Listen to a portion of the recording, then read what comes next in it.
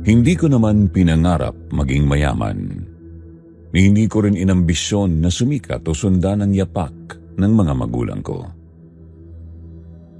Ang gusto ko lang noon pa man ay magbasa ng kasaysayan. Mga libro tungkol sa mga digmaan, mga pamana ng sinaunang sibilisasyon, mga alamat at misteryong hindi kayang ipaliwanag ng agham. Sa lahat ng bagay, sa kasaysayan ako nahulog. Sa kasaysayan ako nabuhay.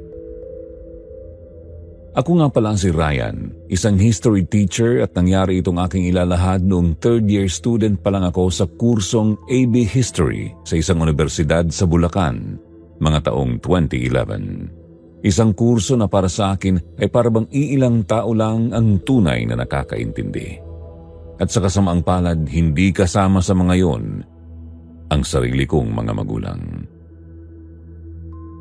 Ang tatay ko ay isang negosyanteng hindi nawawalan ng hawak na laptop at papeles sa kamay. Laging may kausap sa telepono, laging may meeting, laging may kinakausap tungkol sa kita at tubo. Ang nanay ko naman, isang doktor. Laging nakaputi, laging may daladalang chart at palaging sinasabi sa akin noong bata pa ako na, "Anak, balang araw susunod ka rin sa yapak namin. Isang doktor o negosyante para may kinabukasan ka." Pero iba ang pinili kong landas. Hindi ako nag-med school, hindi ako kumuha ng business admin. Sa halip pinili kong mag-aral ng mga bagay na nakalimutan na raw, sabi nila. Mga bagay na lumipas na, mga kwento ng mga taong wala na. Ang kasaysayan.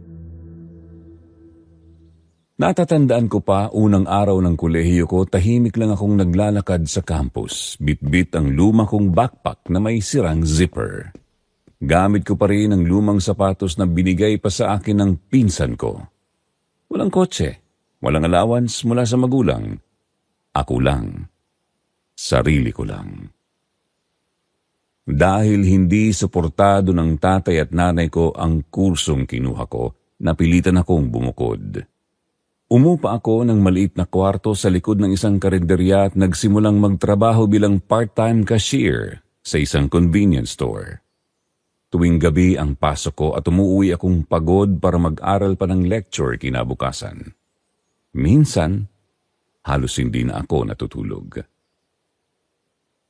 Pero masaya ako. Kahit ganito ang buhay ko, alam kong pinili ko yon. Sa bawat pahina ng libro na binubuklat ko, sa bawat lumang litrato na tinitingnan ko sa library, nararamdaman kong yun ang tamang daan para sa akin.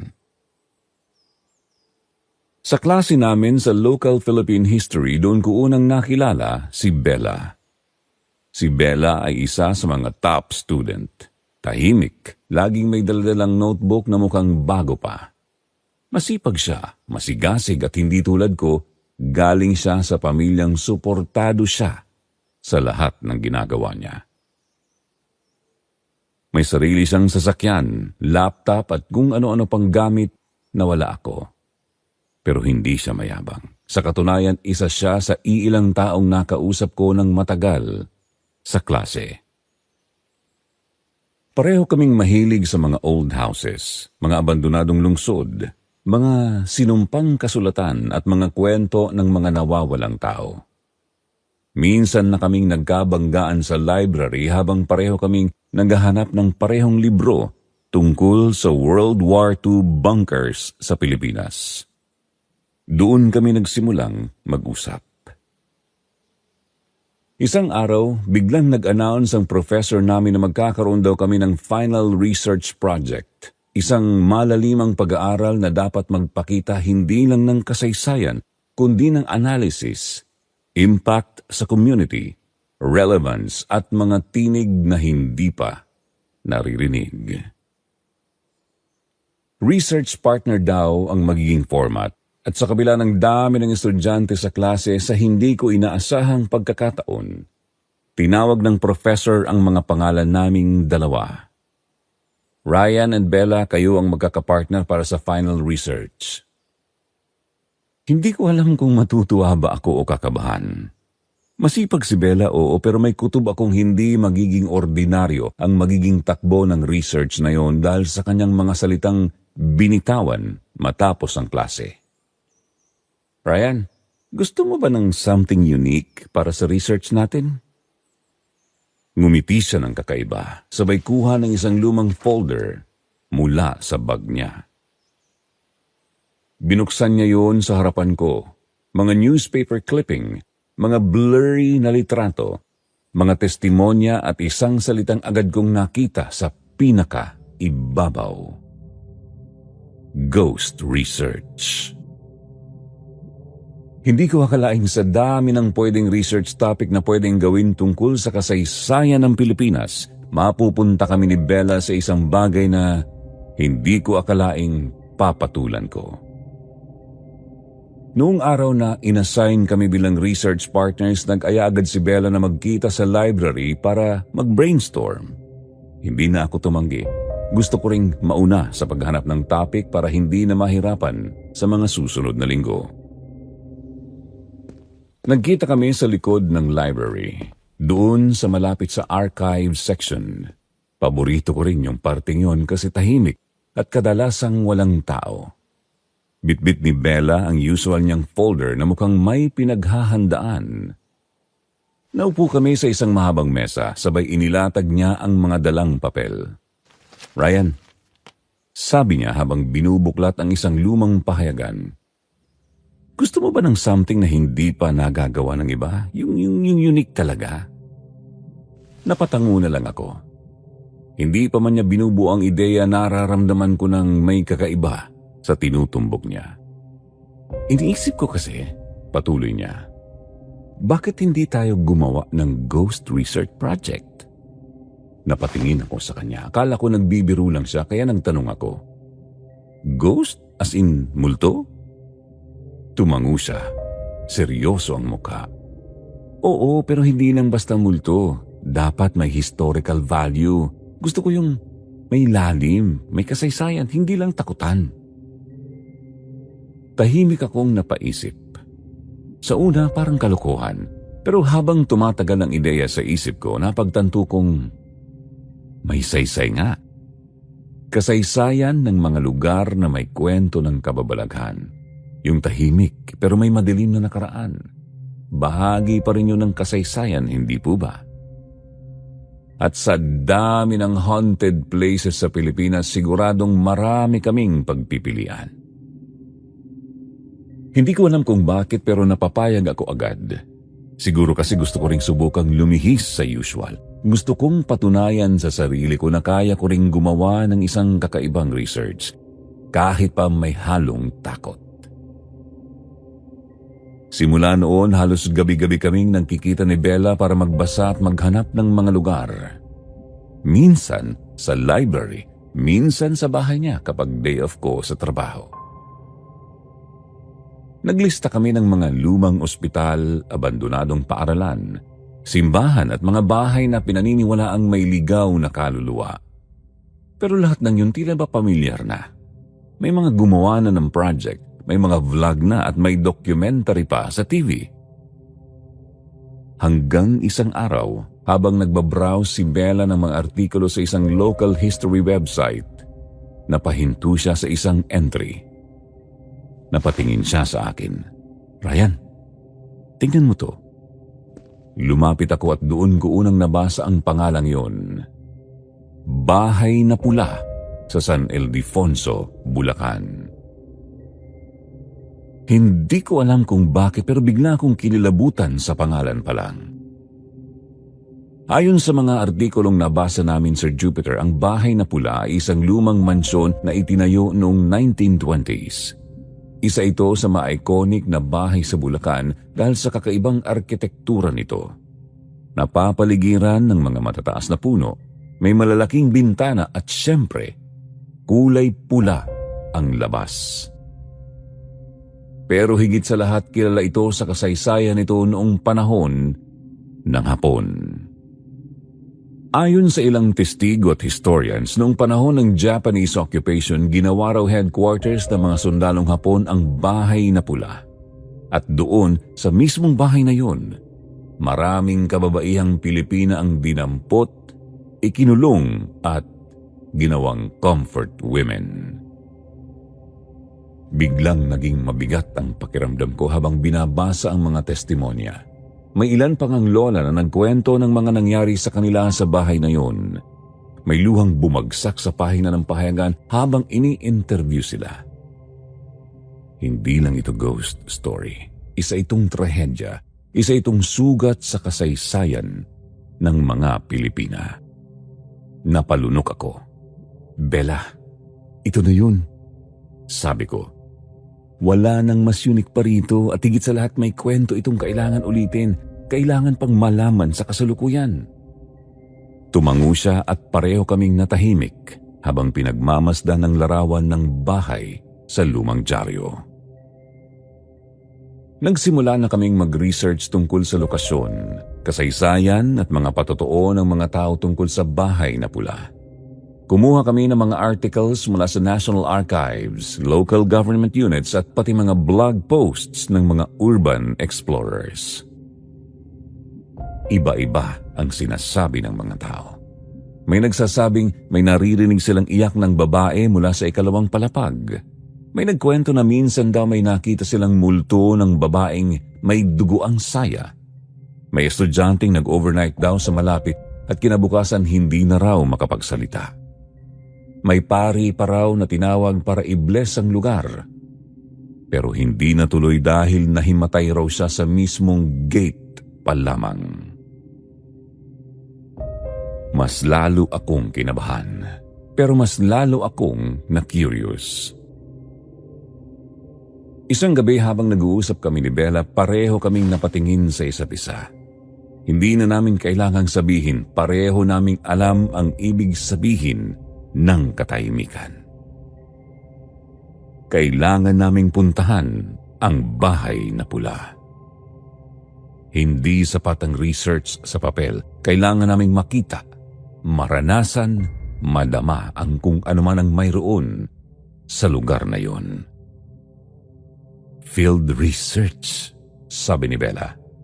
Kaya natin to, Ryan. Tumango ako kahit may kaba at kahit may alinlangan. Dahil ang kasaysayan, hindi lang dapat binabasa, dapat itong maranasan at aralin. At sa pagkakataong yun, hindi ko pa alam kung anong klaseng karanasan ang naghihintay sa amin, Sir Jupiter, sa bahay na pula. Sir Jupiter, hindi ko makakalimutan ang araw na unang tumapak ang mga paa ko sa mismong lupa kung saan nakatayo ang bahay na pula. Sabado yun, maaga kaming bumiyahe ni Bella mula sa university. Bit-bit ang aming mga notebooks, voice recorder at camera. Lahat handa para sa aming tinatawag na field research. Habang nasa biyahe, ramdam ko ang kaba.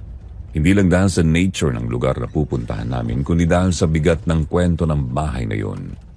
Hindi po yun basta haunted house. Isa yun sa mga tahimik na saksi ng isang madilim na bahagi ng kasaysayan.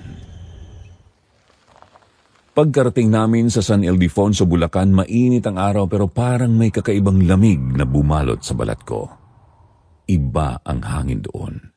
Tahimik ang paligid pero hindi tahimik na nakakagaan ng loob, kundi tahimik na parang may nakaabang. Bago kami tumuloy sa mismong bahay, nagpasya muna kaming kausapin ang ilang mga lokal. Gusto sana naming makakuha ng oral history, yung mga kwentong hindi na isusulat pero umiikot sa bibig ng mga tao. Pero sa kasamaang palad, lahat halos ng kinausap namin, tumanggi. May ilang tumalikod agad nang mabanggit namin ang bahay na pula. May isang matandang lalaki na nagsabing, "Huwag niyo nang pakialaman yan, iho. May mga bagay po sa mundong ito na mas mabuting hindi binubungkal." Natahimik kami ni Bella. Kahit anong pilit, walang gustong magsalita.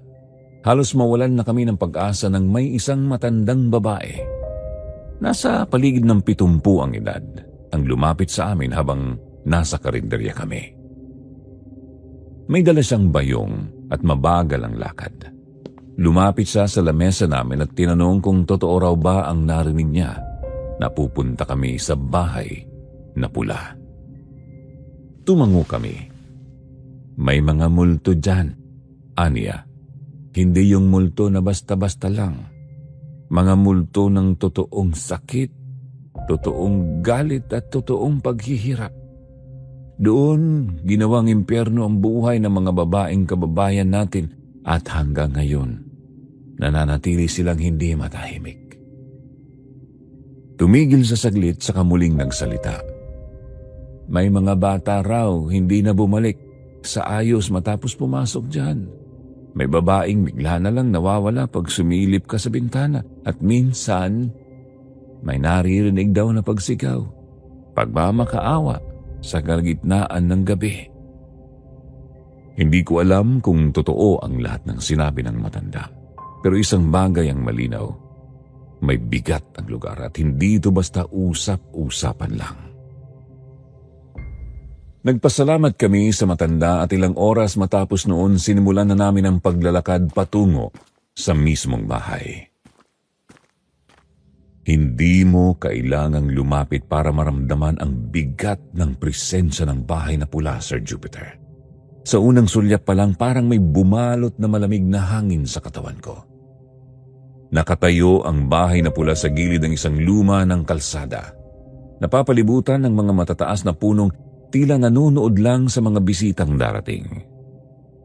Ang bahay ay 2 palapag, may malalaking bintana at ang pintura nito na pula pa rin sa kabila ng mga taon ay tila hindi nagawa ng pintura kundi ng dugo ng kasaysayan. Walang bantay, walang caretaker, wala ring babala. Tila iniiwasan na lang talaga ng mga tao ang lugar na yon. Sa bawat hakbang ko palapit, parang may humihigpit na tali sa dibdib ko. Hindi yung takot lang, parang lungkot, galit at kaba na pinagsama. Si Bella kahit palaban napansin kong mas naging tahimik kaysa sa akin. Pagpasok namin sinalubong kami ng alikabok at amoy ng lumang kahoy. Sumasayaw ang liwanag ng araw sa pagitan ng mga sirang jalousie windows. Ang sahig lumalangit-ngit sa bawat hakbang. Ang loob ng bahay ay tila hindi ginagalaw sa loob ng maraming taon. Pero may kung anong pakiramdam na hindi kami ang unang bisita sa araw na yun. Nag-ikot kami sa ground floor. Lahat ng kwarto bakante. May ilang sirang kasangkapan. Mga upuang may takip ng alikabok. Wala pa mang 1 oras sa loob pero parabang ang tagal-tagal na namin doon.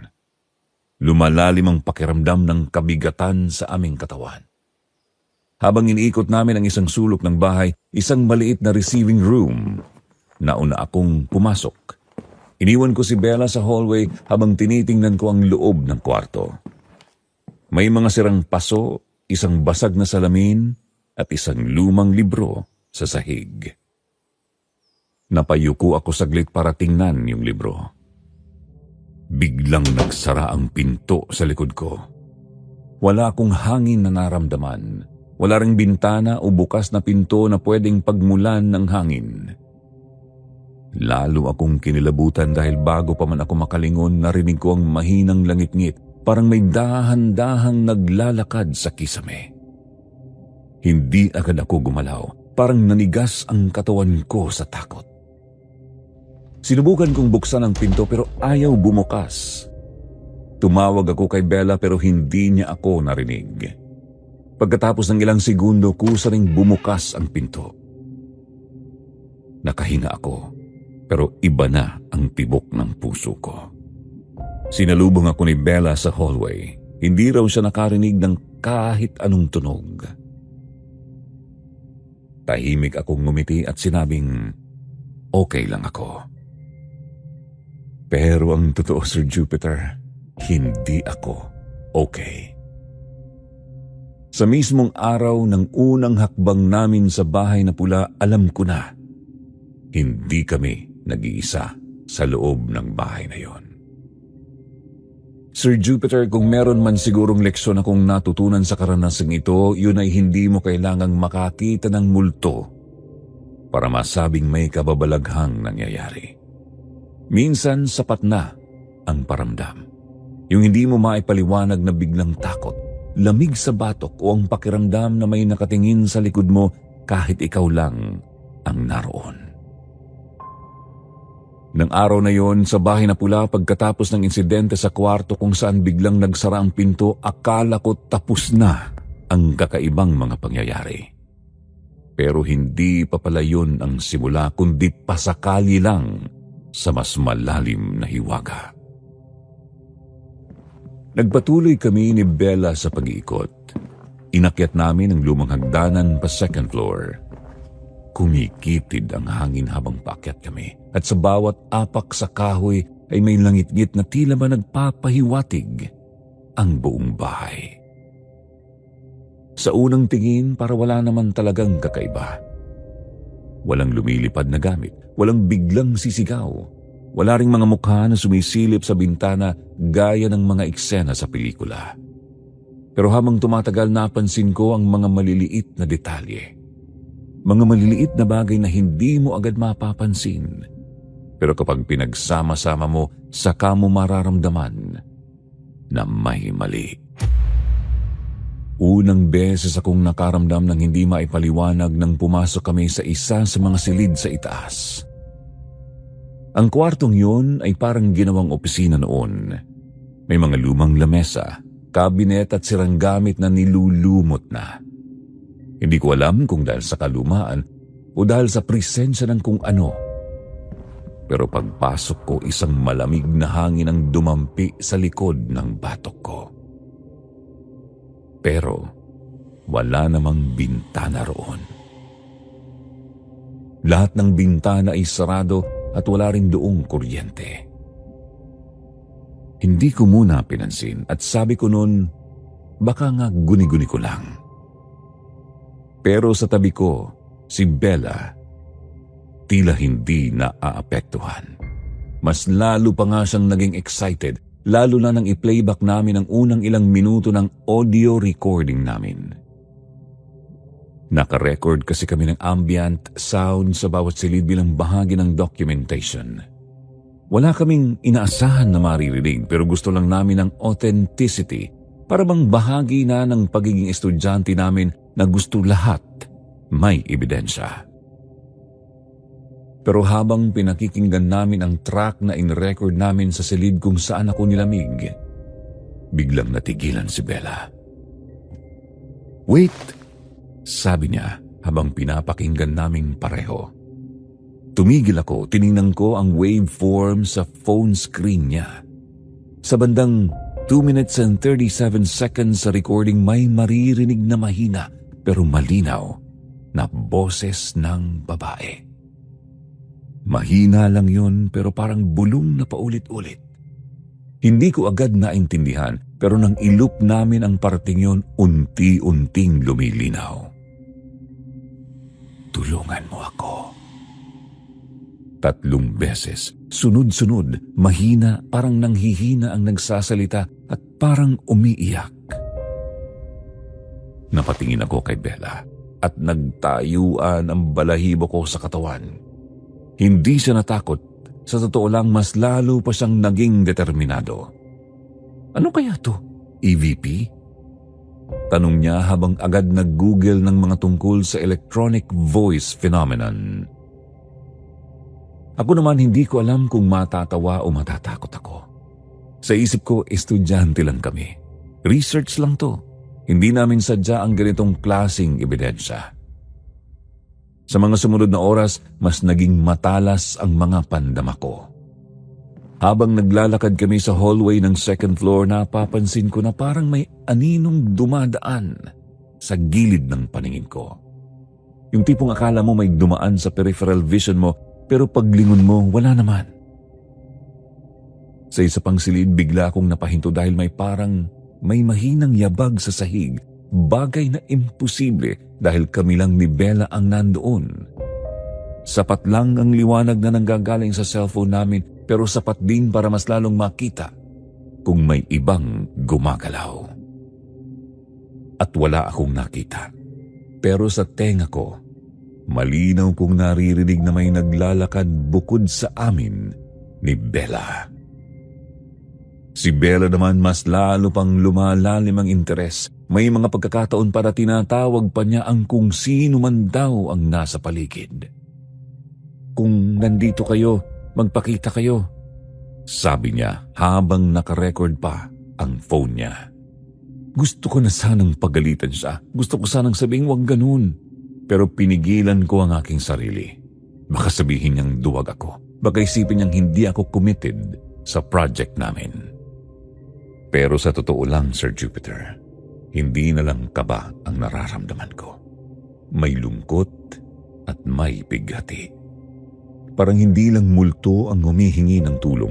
Parang isang buong kasaysayan. Pinagsama-samang sakit ng mga nawalan, ng mga nasaktan, ng mga hindi nakaligtas, at habang naroon kami, parang may gustong magpahayag. Pagkatapos ng ilang oras sa loob, nagpasya na kaming umuwi. Marami na kaming nakuha, mga audio recordings, photos, notes, pati mga narinig naming kwento sa matanda. Sapat na raw yun, sabi ni Bella, para sa unang draft ng research namin. Pero ako parang hindi pa ako nakontento. Pag-uwi, nagkanya-kanya kami ng tasks. Ako ang nag-organize ng mga audio files, si Bella sa mga notes. Habang nasa kwarto ako at nakikinig ng mga recording, napansin ko ulit ang parteng 2 minutes and 37 seconds. "Tulungan mo ako!" Mas malinaw, mas matinis, at ewan ko pero dama ko ang lungkot. At doon ako unang naluha dahil sa kasaysayan na aking pinag-aaralan. Hindi ko alam kung bakit, Sir Jupiter. Hindi ako iyakin, pero habang pinapakinggan ko ang boses na yon, para bang may biglang bumalot sa akin na lungkot na hindi ko maipaliwanag. Parang may isang taong matagal nang nakakulong sa dilim at doon lang narinig. Tinitigan ko ang screen, tiningnan ko ang waveform, paulit-ulit, parang may mensahe. Sa gabing yun, hindi ako nakatulog. At doon ko naisip, hindi yun basta research lang. May mas malalim pa kaming kailangang tuklasin tungkol sa kasaysayan ng bahay na pula na hindi alam ng mga tao. Bago ako makatulog, nag-vibrate ang phone ko. Nag-chat si Bella sa akin at ang sabi niya ay, "Ryan, may gusto akong ipakita sa iyo sa nakuha kong picture kanina sa 2nd floor. May babae sa likod mo." Sir Jupiter, kung may natutunan ako sa buong karanasang to, isa doon ay ang katotohanang may mga bagay na mas mabuting hindi na lang hinahalukay. Lalo na kung alam mong hindi ka handang harapin kung anuman ang lalabas kapag nabuksan mo ang pinto ng nakaraan. Pagkatapos ng mga narinig naming boses sa recording at lalo na nung nakita ni Bella sa litrato niya ang aninong tila nakatayo sa likod ko, nagsimula ng mag-iba ang ihip ng hangin sa project namin. Pero sa halip na umatras, mas naging pursigido si Bella. Ako naman, bagamat may takot, pinili kong sumabay pa rin. Siguro dahil gusto ko rin ng kasagutan. Siguro dahil nahila na ako ng misteryo ng bahay na yon. At kaya nga napagdesisyonan naming pumunta sa municipal office ng San Ildefonso para humanap ng mas malalim na impormasyon tungkol sa bahay na pula. Hindi ganoon naging madali ang pagpunta namin doon. Una sa lahat, karamihan sa mga records ay either hindi naayos o sadyang hindi inilalabas. Pinakita namin ang student ID namin at purpose ng research, pero kahit ganon tila may pag-aatubili ang mga tao doon. May ilang papel, lahat general info lang. Walang specific dates, walang listahan ng dating may-ari. Walang detalyeng nagbibigay linaw kung bakit ganoon na lamang ang mga kwento sa paligid ng bahay. Hanggang sa lumapit sa amin ang isang matandang janitor. Tahimik lang siyang nagwawalis sa gilid ng record section. Hindi siya tumingin diretso sa amin. Pero nang medyo napalapit kami, bigla siyang nagsalita. Pag binuksan niyo ang pinto ng nakaraan, huwag kayong umasa na makakalabas kayo ng buo. Hindi kami agad nakareact. Tumingin lang kami sa isa't isa ni Bella at agad naman na umalis yung matandang janitor. Nagpasalamat kami at umalis kami na walang bagong dokumentong dala. Pero may bago kaming baon na babala mula sa isang janitor. Dahil sa kakulangan ng dokumento at sa halip na umatras, muli kaming bumalik sa bahay na pula. Hindi para lang kumuha ng karagdagang litrato o recording, kundi parang talagang maramdaman at maunawaan kung ano ang nangyayari sa loob ng bahay. Pagdating namin, pareho pa rin ang itsura nito. Gumuhuna sa ilang bahagi pero nananatiling nakatayo, parang bantayog ng isang nakalipas na panahon na ayaw magpalimot. Pagpasok namin, walang salubong na malamig na hangin gaya ng dati. Tahimik lang. Nakakatakot hindi dahil may multo, kundi dahil may nakatagong bigat na parang naghihintay lang na muling gumalaw. Umakyat kami patungo sa second floor. Hindi ko maipaliwanag, Sir Jupiter, pero habang paakyat kami sa hagdanan, biglang bumigat ang pakiramdam ko. Para bang bawat apak ng paa ko ay tinatapatan ng puwersang pilit akong hinihila pa atras. Hindi mabigat ang katawan ko, pero mabigat ang paligid. Parang may nakaambang mangyari. Tahimik si Bella at nasa unahan ko siya. Nakasindi lang ang flashlight ng cellphone niya at marahan ang bawat hakbang niya. Hanggang sa marinig ko ang isang bagay na hindi ko inaasahan. Ryan. Isang mahina, pabulong pero malinaw na tinig ang tumawag sa pangalan ko. Hindi yun guni-guni. Hindi rin yun narinig ni Bella. Tanging ako lang. Natigilan ako, napalingon sa likod pero walang tao. Ryan. Mas lumapit ang pagtawag na parang nasa gilid lang ng hagdanan kung sino man ang tumatawag sa pangalan ko. Pero walang ibang tao sa bahay na yun, maliban sa amin. Ilang sandali ang lumipas ng lamig ang batok ko at bumigat ang dibdib ko. Tumingin ako kay Bella pero dire-diretso lang siya sa pag-akyat. Para bang walang narinig. Para bang normal lang ang lahat. Pero para sa akin, Sir Jupiter, alam kong may tumatawag sa akin. At sa tono ng boses na yun, hindi yun basta random na tunog. Hindi yun residual sound. Yun ay may intensyon at may panawagan. Hindi ko alam kung gusto akong tulungan o gusto akong hilahin. Nang makarating kami sa second floor, naramdaman kong pumasok ang malamig na hangin mula sa isang bukas na kwarto. Tumingin ako kay Bella. Hawak niya ang cellphone at nakatuon sa recording. Ako naman hindi ko na alam kung ano ang uunahin ko. Ang kaba sa dibdib ko, ang pangalan kong tinawag o ang panibagong kwarto na tila inaanyayahan kaming pumasok. Tumingin ako pabalik sa hagdanan. Wala pa ring tao. Pero sa tenga ko, sa loob ng isip ko, naroon pa rin ang tinig na tinatawag ang pangalan ko. Sir Jupiter, kung sa umpisa ay kaya ko pang sabihin na lahat ng nangyayari ay bahagi lang ng imahinasyon ko nung sumunod na mga araw, unti-unti nang nawawala yung linya sa pagitan ng realidad at kababalaghan. Pagbalik namin ni Bella sa bahay na pula, dala na namin ang mga bagong gamit. Mas matataas na resolution ng camera, extra batteries, audio recorder, flashlight. May checklist pa kami kung anong mga bahagi ng bahay ang kailangan naming balikan. Para sa kanya, dokumentasyon lang yun. Pagkapasok pa lang namin sa bahay, agad kong naramdaman ang kilabot na dati ko nang naramdaman. Pero mas matindi nung mga oras na yon. Para bang hindi lang ako tinitingnan, kundi sinusundan. Habang iniikot namin ang second floor, may nadaanan kaming lumang salamin. Gusto sanang kunan ni Bella ng litrato pero bago pa niya mailapit ang kamera, bigla yung nabasag. Parang may sumira mula sa loob.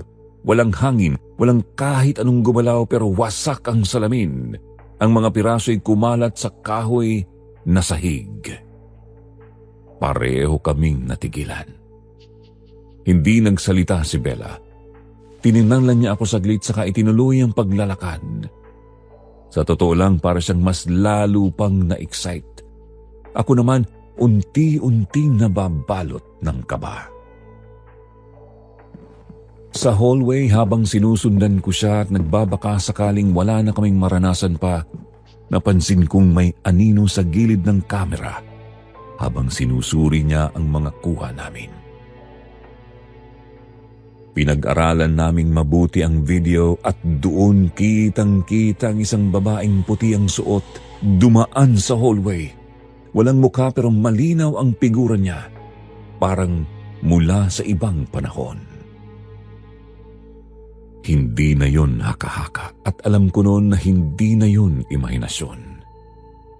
May bumabalot sa bahay na pula at hindi yun basta multo, para yung galit, isang sumpa na nabuhay muli dahil sa pagbukas namin ng pinto sa nakaraan.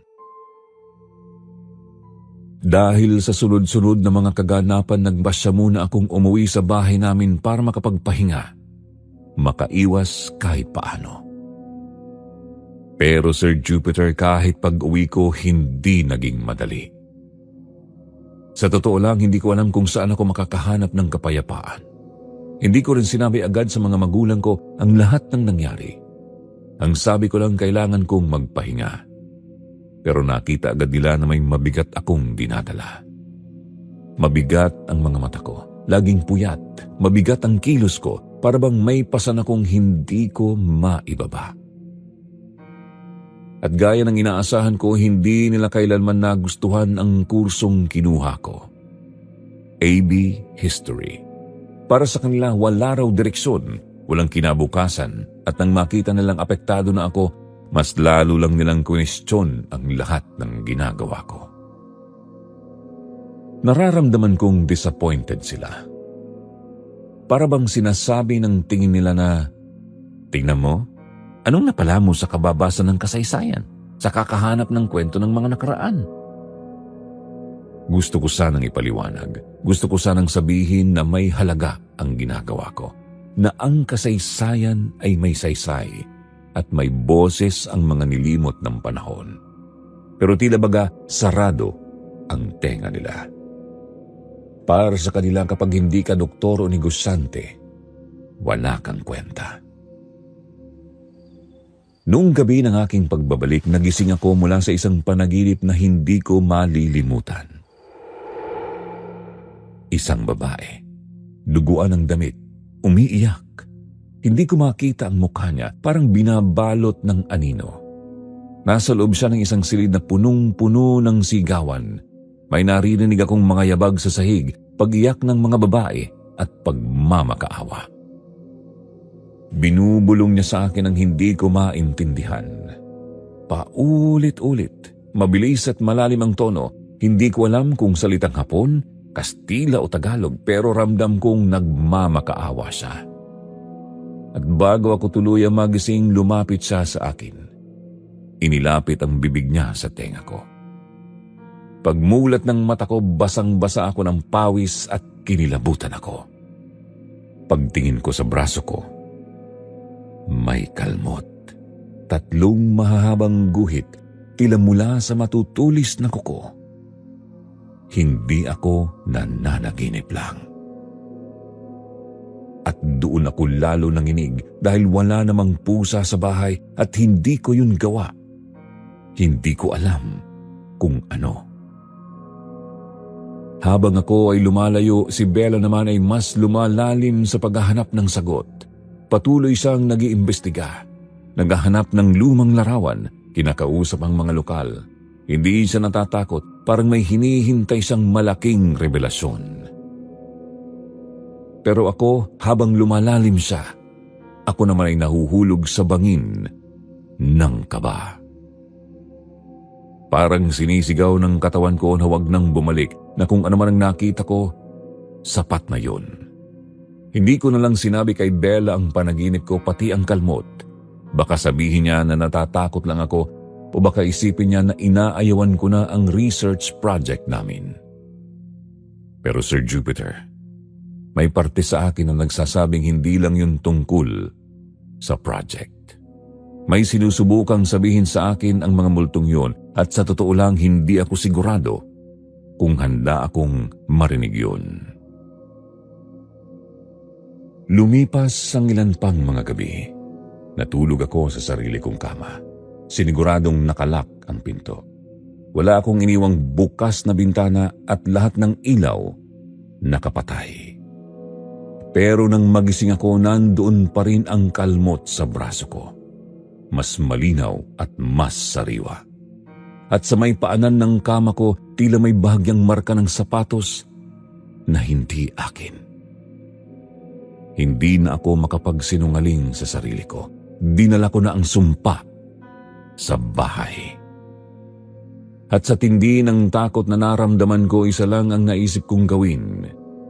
Bumalik sa bahay na pula para tapusin ang aming nasimulan. Sir Jupiter, akala ko noong una, sa bahay na pula lang umiikot ang lahat, na kapag isinara namin ang pinto doon, matatapos din ang mga kababalaghan, na pwede naming iwan ang takot sa mismong bakuran ng lumang bahay na yon. Pero nagkamali kami. Kasi simula noong huli naming pagbalik, parang may tumawid na kasama namin paalis ng lugar na yon. Hindi lang isang memorya, hindi lang isang multo, kundi parang sumpa. Isang hindi nakikitang presensya na unti-unting binubura ang linya ng normal naming buhay.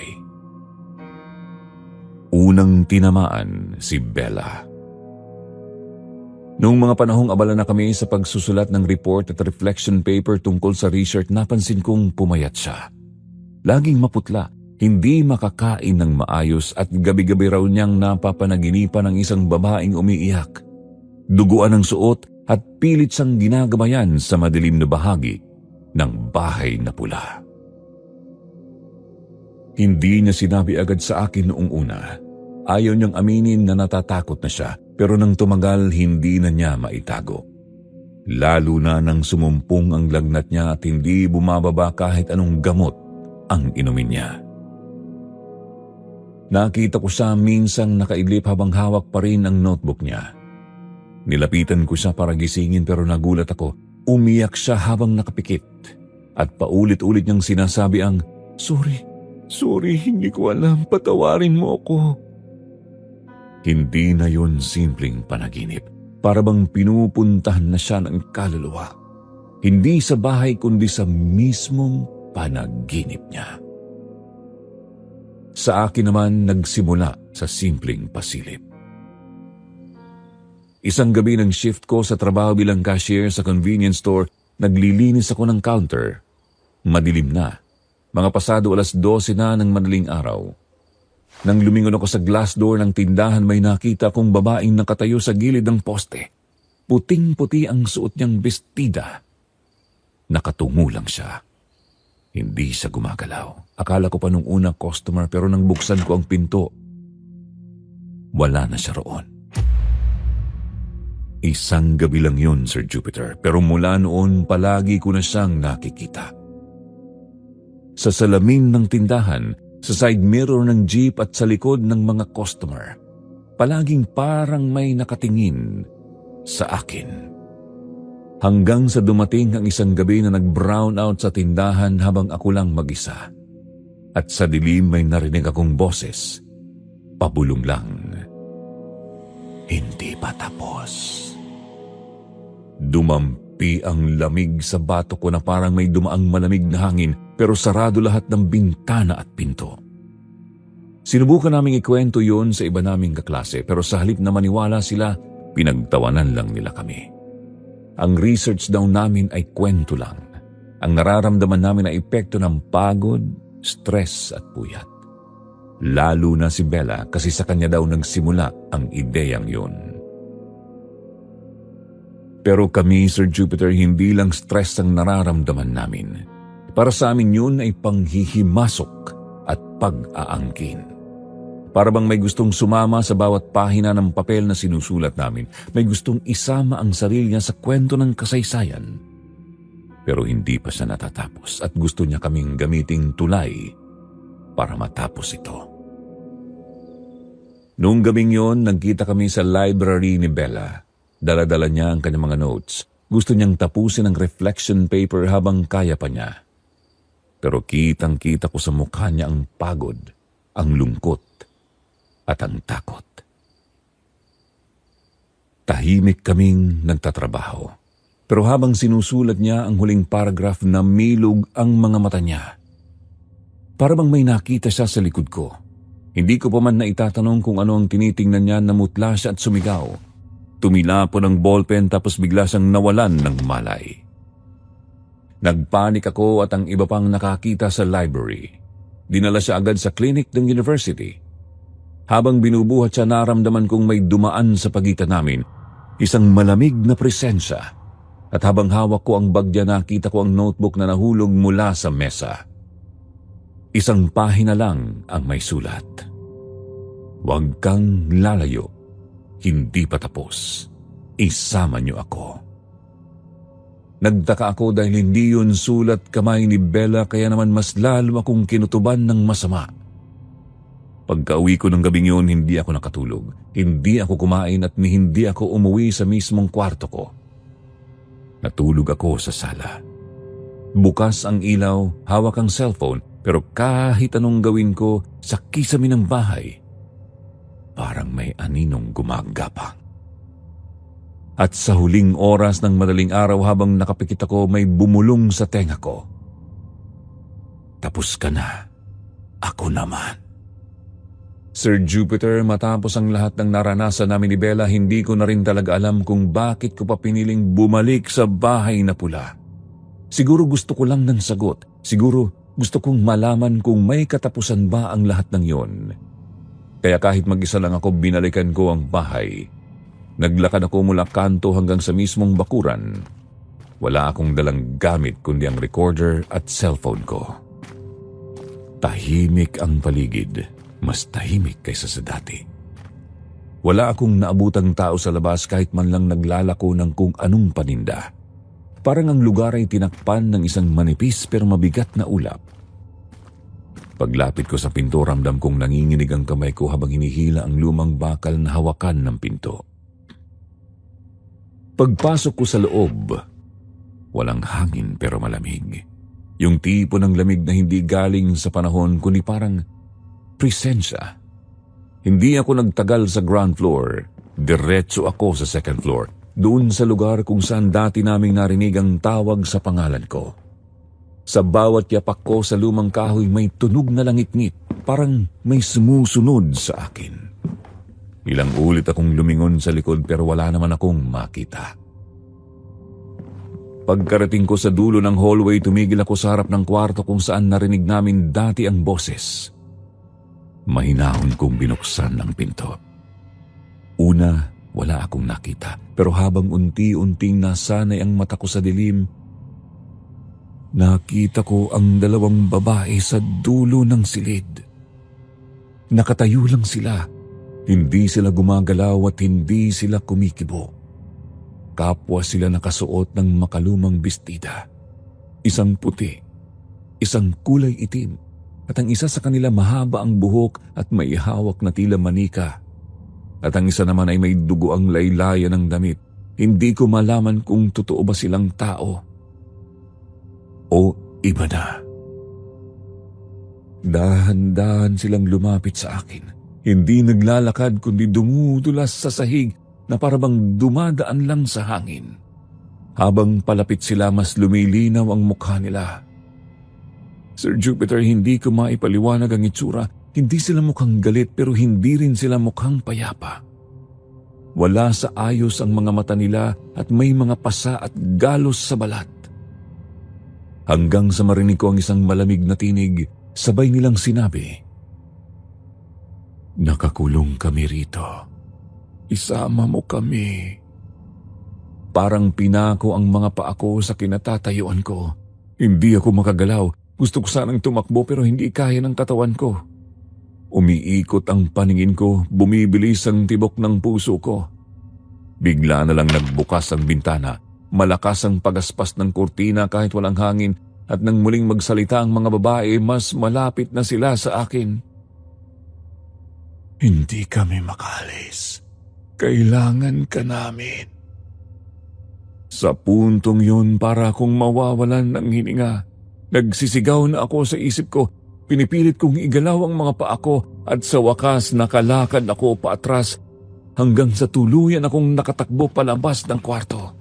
Hindi na ako lumingon pa. Tinahak ko ang hakdan pababa, tumakbo palabas ng bahay at hindi na ako huminto hanggang makasakay ako ng tricycle. Pauwi. Pagdating ko sa bahay ng mga magulang ko, dumiretso ako sa kwarto. Hindi ako kumausap kahit sino. Sinara ko ang pinto. Inilak ko ito at ibinagsak ang katawan ko sa kama. Habang nagpapahinga ako, pinilit kong i-research pa ang kasaysayan ng Bahay na Pula. Binuksan ko lahat ng articles, forums, local archives, kahit sa dark parts ng internet. Gusto kong malaman kung sino ang dalawang babaeng yun. Gusto kong maunawaan kung bakit ako. Pero bago pa man lumalim ang pagbabasa ko, may kumatok sa pinto. Ang mama ko. Tinanong niya kung ayos lang daw ba ako. Hindi ako sumagot. Pagod na pagod ako, hindi sa katawan, kundi sa isipan. Ilang minuto lang narinig ko na silang nag-uusap ng papa ko sa sala. Malakas ang boses ng papa ko, parang galit. Hindi ko man narinig ang lahat pero narinig ko ang mga salitang nababaliw na raw ako. Walang kwenta ang ginagawa at sayang daw ang tuition ko na hindi naman sila ang gumagastos. Sir Jupiter, sa totoo lang ang sakit. Kasi kahit pinipilit kong itaguyod ang sarili ko, kahit pilit kong ginagawang makakabuti, lagi na lang akong mali sa paningin nila. At dagdag pa dahil lang sa pinili ko ang history, dahil lang sa project na gusto kong tapusin ng maayos, para na akong isang baliw sa mata nila. Hindi ko alam kung umiiyak ako dahil sa takot o dahil sa sama ng loob. Kinabukasan, hindi ko pa rin kinausap ang kahit sino. Pero habang nag-iisa ako sa kwarto, paulit-ulit na bumabalik sa isipan ko ang mga mukha ng dalawang babae. Paulit-ulit ko ring naririnig sa isip ko ang sinabi nila. Isama mo kami. Sir Jupiter, sa puntong yun, hindi ko na alam kung dapat ko pa bang ituloy yun o kung mas mabuting itigil ko na. Pero isang bagay ang malinaw sa akin. Hindi pa tapos ang kwento ng Bahay na Pula. At tila ako ang napiling tapusin yon. Sir Jupiter, isang gabi habang natutulog ako, napanaginipan ko na naman ang Bahay na Pula. Ngunit kakaiba yun sa mga naunang panaginip ko. Mas malinaw, mas masakit at mas totoo. Parang hindi lang sa basta panaginip kundi isang paalala. Isang piraso ng kasaysayan na pilit ipinapakita sa akin. Sa panaginip kong yon, naroon ako mismo sa bahay. Madilim, malamig at parang binabalutan ng kabigatan ng paligid. Ramdam ko ang takot kahit wala pang nangyayari. Paglingon ko, nakita ko ang ilang kalalakihan, mga bihag, nakagapos, namumutla. Sa kabilang bahagi naroon ang mga kababaihan, umiiyak, nanginginig at tila alam na ang susunod na mangyayari. At sa likod ng lahat, ang mga sundalong Hapones, mga aninong walang mukha pero ramdam ko ang karahasan sa bawat kilos nila. Isa-isa kinaladkad ang mga babae. Narinig ko ang sigaw ng isa, nakita ko ang pagmamakaawa ng isa pa. Tapos may mga putok ng baril, iyak ng sanggol at hiyaw ng matanda. Hindi ko kinaya. Gusto kong isara ang mga mata ko pero hindi ko magawa. Parang may puwersang nagsasabing, panuorin mo, alamin mo at tandaan mo. Pagkagising ko, Basang-basa ng pawis ang buong katawan ko. Nangangatog pa rin ako habang nakaupo sa kama. Alam kong panaginip lang yun, Sir Jupiter. Pero ramdam kong may gustong iparating sa akin ang bahay. At sa puso ko may bumigat. Parang konsensya, parang damdamin na hindi ko maipaliwanag. Kinabukasan, pagpasok ko sa university, nadatnan ko si Bella sa library. Tahimik lang siyang nakaupo. Nakatingin sa laptop. Nang makita niya akong ngumiti siya at sinabing sapat na raw ang mga nakuha naming ebidensya para sa research project. Meron na kaming mga audio recordings, mga larawan, pati testimonya ng mga lokal. Aniya, hindi na kailangan pang bumalik. Pero sinabi niya rin na may isa na lang kaming dapat gawin. Balikan namin ang bahay sa uling pagkakataon, hindi para kumuha pa ng ebidensya, kundi para bigyan ng respeto ang mga kaluluwang na istorbo namin. Mag-aalay daw kami ng dasal at magsisindi ng kandila para sa kanila, para kahit papaano makatawid raw ang mga kaluluwa roon sa liwanag. Hindi ako sumagot. May bahagi sa akin na gusto nang kalimutan ng lahat. Ang mga nakita, ang mga naramdaman, ang takot. Pero may bahagi rin sa akin na nagsasabing may tungkulin pa ako. Hindi lang bilang estudyante ng kasaysayan, kundi bilang tao na naging saksi sa isang trahedya na nakalimutan na ng marami. Sumama ako kay Bella. Muli naming binalikan ng bahay na pula. Gabi noon pero mas kalmado na ang pakiramdam ko. Bitbit namin ang ilang kandila, posporo at bulaklak. Tahimik lang kaming pumasok. Walang salita, walang kulitan. Iba na ang aura ng bahay. Para bang alam nitong hindi na kami narito para manghimasok, kundi para magbigay pugay. Sa harap ng luma at sirang altar sa ikalawang palapag, sinindihan namin ang mga kandila. Isa-isa naming binanggit ang mga pangalan ng mga hindi kilalang biktima, hango sa mga dokumentong nakita namin sa munisipyo at mga kwento ng lokal. Tapos sabay kaming nagdasal ni Bella. Tahimik, malalim, buong puso. Habang nakapikit ako, may malamig na hanging dumaan sa likod ko. Hindi po siya nakakakilabot, kundi parang magaan. Parang paghinga matapos ang mahabang pag-iyak. Pagmulat ko, hindi ko alam kung guni-guni ko lang, pero sa sulok ng kwarto may nakita akong anino ng dalawang babae. Nakatingin sa amin. Ngumiti at parang unti-unting naglaho. Wala kaming sinabi ni Bella sa isa't isa habang papalabas ng bahay. Pero pareho naming alam, tapos na ang misyon namin. At higit pa sagrado sa research, may naabot kaming mas mahalaga. Ang pagkilala sa mga nawalan ng boses. Pagkatapos ng gabing yon, hindi na kami muling bumalik sa bahay na pula. Wala na rin kaming naramdamang kababalaghan. Wala ng panaginip. Wala nang aninong sumusunod. Tahimik na ang lahat. Para bang tuluyan na silang nakatawid. At kami naman ang naiwan. Bit-bit ang kwento, ang alaala at ang bigat ng kasaysayan na ayaw ng panahon kalimutan. Hindi ko alam kung totoo ang multo, Sir Jupiter, pero ang alam ko, ang trauma ng nakaraan ay may sariling buhay. At kung minsan ang mga biktima, kahit walang pangalan, kahit walang puntod, patuloy pa ring humihingi ng hustisya sa mga tulad nating handang makinig. At ako? Ako po si Ryan, isang simpleng estudyante noon na ang hangad lang ay makahanap ng katotohanan. Hindi ko inakala na sa paghahanap ko, may mga kaluluwang matagal nang nawawala ang magpaparamdam at magpapakita sa akin. Sir Jupiter, ngayong binabalikan ko ang lahat, parang ang hirap paniwalaan na nangyari talaga yon sa akin. Pero heto ako ngayon, nabubuhay pa rin, dala ang mga alaala at aral ng mga gabing binalot ng takot, pananampalataya at katotohanan. Pagkatapos naming isumite ang research paper namin ni Bella, buong tapang naming hinarap ang final defense. Sa totoo lang, hindi ko inaasahan na magugustuhan yun ng mga panel.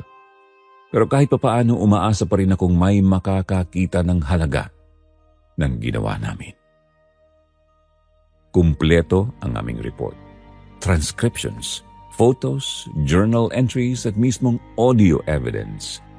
Ngunit nang dumating ang araw ng defense, hindi yun sapat para sa mga taong ang sukatan ng totoo ay dapat may datos, may logic, may siyentipikong paliwanag. Sinabi ng isa sa mga panel, hindi ito kasaysayan, ito'y katang-isip. May isa pa tinawanan ang idea ng ghost research. Kung gusto niyong magkwento ng ganyan, sabi niya, baka mas bagay kayong maging scriptwriter kaysa sa historian.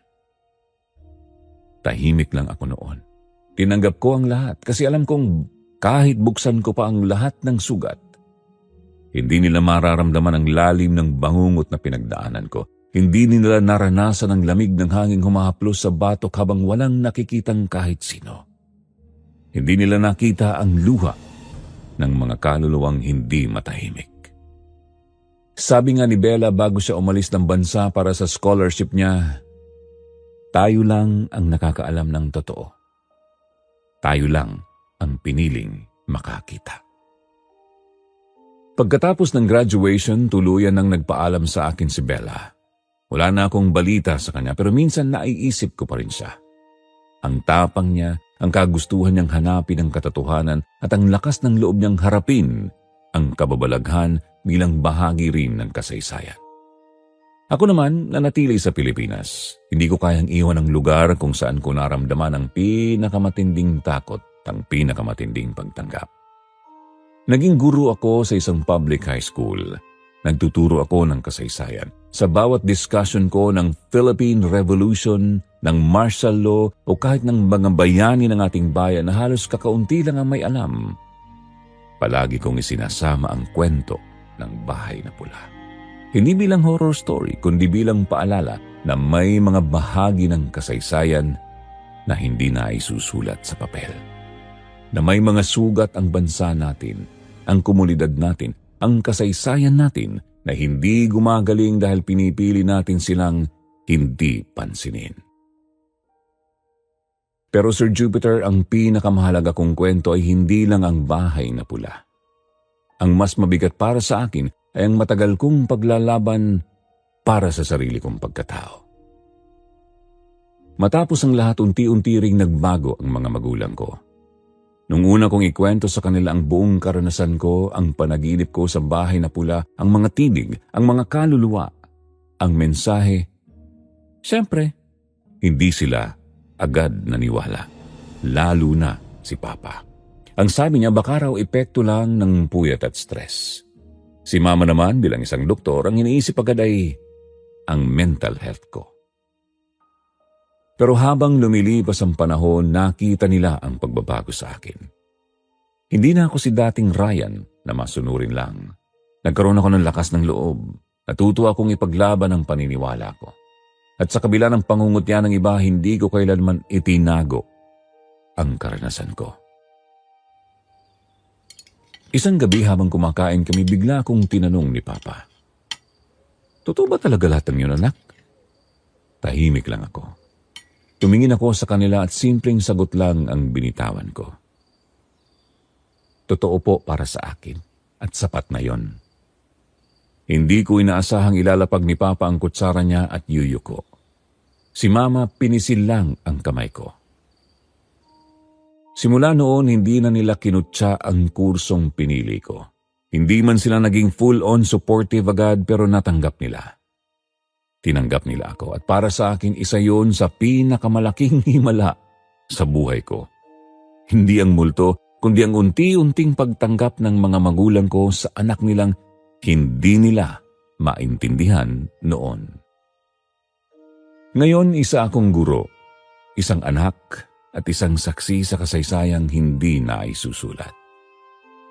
At kung may natutunan man ako sa buong karanasan ko, ito yun. Hindi lahat ng kwento ay para paniwalaan ng lahat.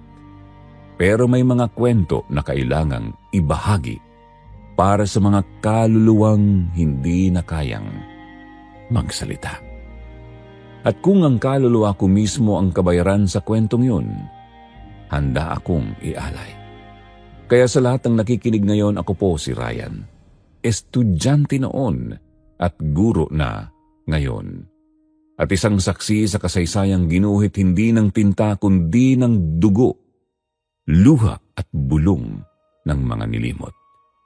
Ikinuwento ko itong aking karanasan hindi para pagtawanan, kundi para maging paalala sa lahat na mapalad tayo dahil hindi natin naranasan ang malupit na kasaysayan. Kaya naman pahalagahan natin ang mga kwentong may kinalaman sa nakaraan dahil yun ay isang reminder ng kabayanihan ng ating mga kababayan para makamit natin ang mas malayang bayan sa kasalukuyan. At kayo na nakikinig ng aking kwento, kung may pagkakataong kayong manaliksik sa isang bahagi ng kasaysayang hindi na isulat, gagawin mo ba kahit kapalit ay sarili mong katahimikan? Hanggang dito na lamang po ang aking kwento. Maraming salamat po, Sir Jupiter, at sa lahat ng patuloy na nakikinig sa kwento kong ayaw paniwalaan ng nakararami. God bless po sa inyong lahat at more power sa inyong channel, Sir Jupiter.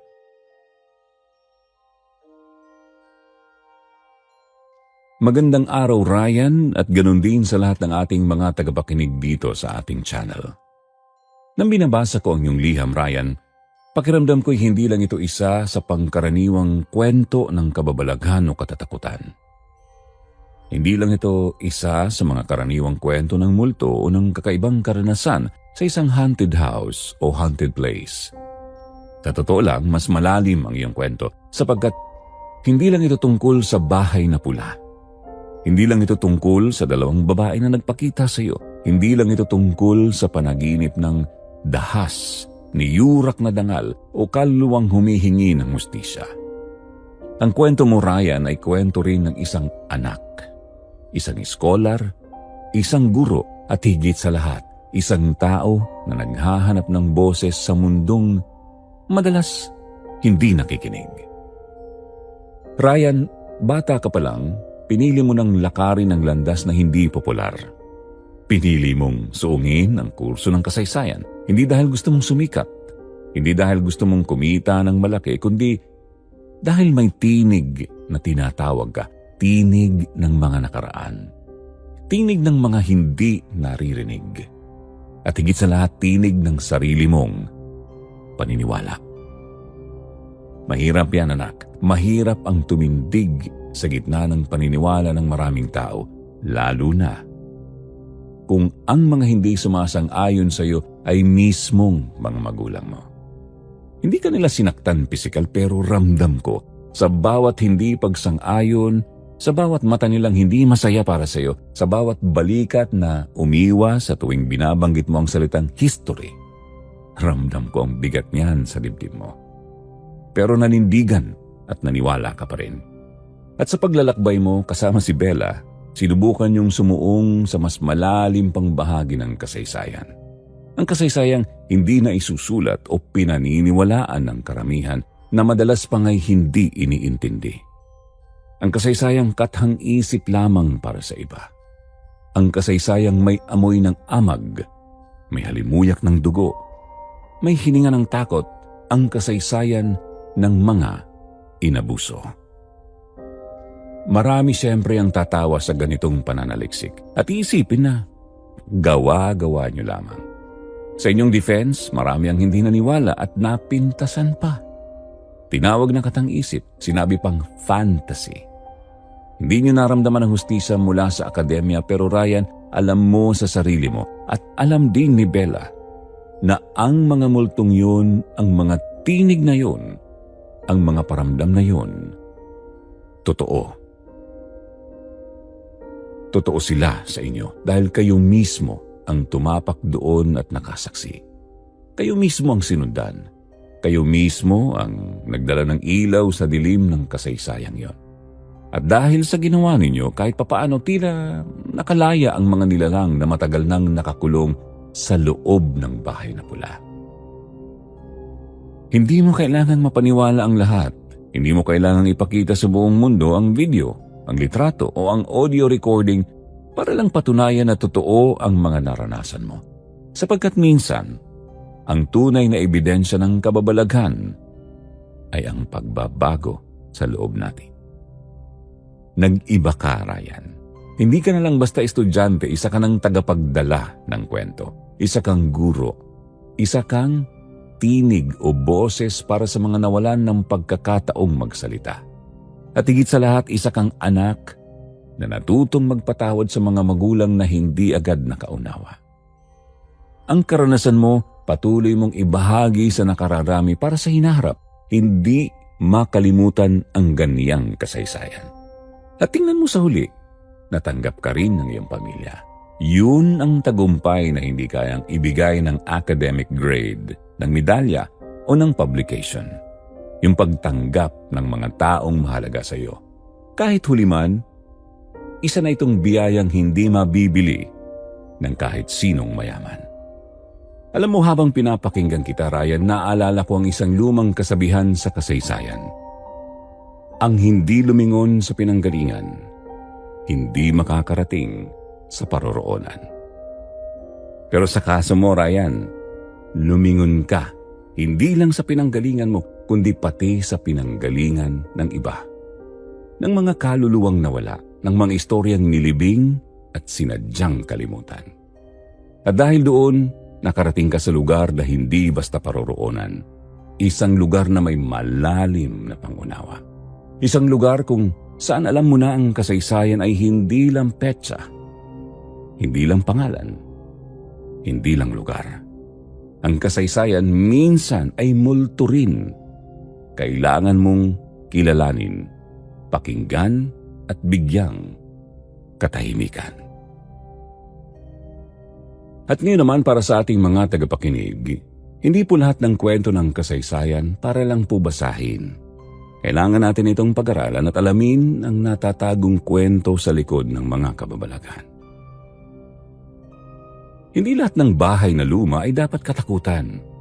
Minsan ito po'y tahanan ng mga alaalang hindi nakakakawala. Minsan ito'y isang simboryo ng trauma, ng kirot, ng kasalanan at ng kasaysayang hindi nabigyang hustisya. Kaya ngayon nais kong iwan sa inyo ang isang tanong. Kung may pagkakataong kayong sumaliksik sa isang bahagi ng kasaysayang hindi naisulat, kahit kapalit nito ang sarili ninyong kapayapaan, gagawin niyo ba? Gagawin niyo ba? Kahit alam niyong kapag nabuksan ang pinto ng nakaraan, hindi niyo alam kung anong lalabas. O mas pipiliin niyong isara ito, magbulag-bulagan at hayaang manahimik ang mga tinig na matagal nang sumisigaw. Ako po si Jupiter at lagi kong paalala sa inyo na huwag nating kalimutan ang mga istoryang hindi naisulat, lalo na kung may mga kaluluwang naghihintay pa rin na marinig, mahalin at maunawaan. Ang mga multo ng kahapon ay hindi laging galit. Minsan, sila'y mga nakalimutan na naghahangad ng kapayapaan at hustisya laban sa mga umabuso sa kanila. Naway maging si Ryan ang inspirasyon natin. Maraming salamat pong muli sa pakikinig at hanggang sa susunod na kwento ng kababalaghan. Hanggang dito lang muna ang ating kwentuhan. Magandang araw mga kaibigan at patuloy po sana kayong sumubaybay sa mga kwento dito sa ating channel.